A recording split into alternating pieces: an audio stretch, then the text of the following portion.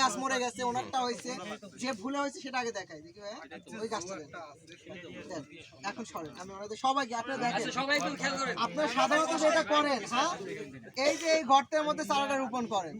এই যে 2 ইঞ্চি বা 1 ইঞ্চি গর্তের মধ্যে চারাটা লাগাইলে যেটা হয় এইভাবে লাগাই দিলেন।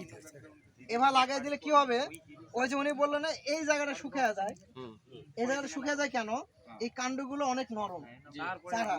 তো যখন দুপুরবেলা অনেক রোদ হয় তখন এই মালচিং এর সাইডে যে কাণ্ডটা থাকে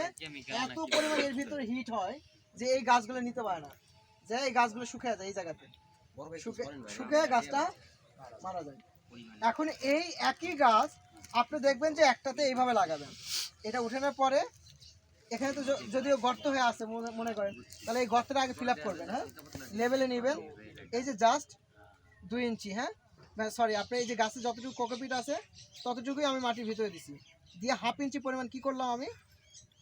1/2 ইঞ্চি মাটি দিয়ে দিলাম, এর কোকোপিট মনে করেন নাই, এই জায়গাতে লাগানোর পরে সুন্দর করে মানে মোটামুটি যতই জোর থাকুক না কেন সাধারণত গাছ লাগানোর পরে একটু পানি দিতে হয়, কারণ কি, কারণ হচ্ছে ওই শিকড় এবং ওই গাছ এই জায়গার সাথে পরিচিত ছিল না, অপরিচিত,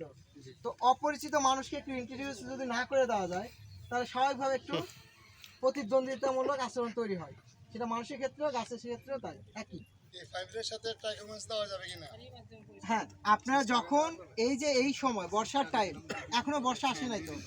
বৃষ্টির সময় জৈব সারের সাথে মিক্স করে যে জায়গাতে লাগাবেন ওই জায়গাতে পারলে 1 মুঠ মাটি সরে কই দেখি একটু আছে নাকি, না এটা খোলার দরকার নেই, মানে জৈব সারের সাথে মনে করেন মিক্স করবেন 1 কেজি ট্রাইকোডার্মা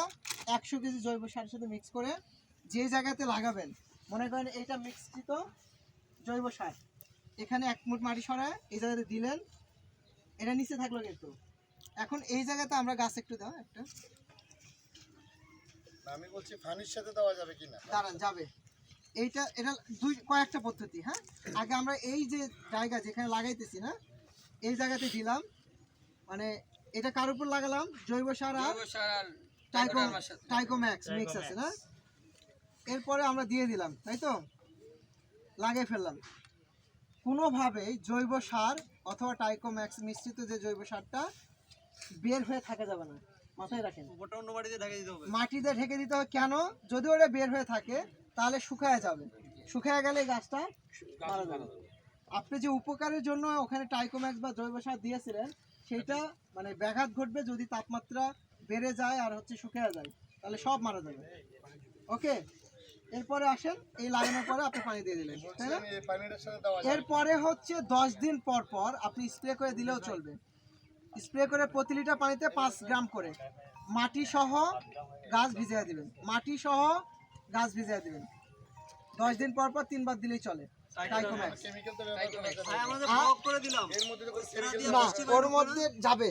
কিন্তু ওই যে যখন স্প্রে করবেন ওইটার সাথে কিছু মিক্স করা যাবে,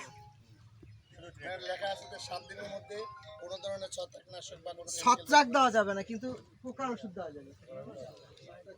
ভাই আমরা ব্লক করে দিলাম, ওই যে ওখান দিয়ে যে ফাঁকাটা গাছের গোড়া দিয়ে ওদিক থেকে বৃষ্টি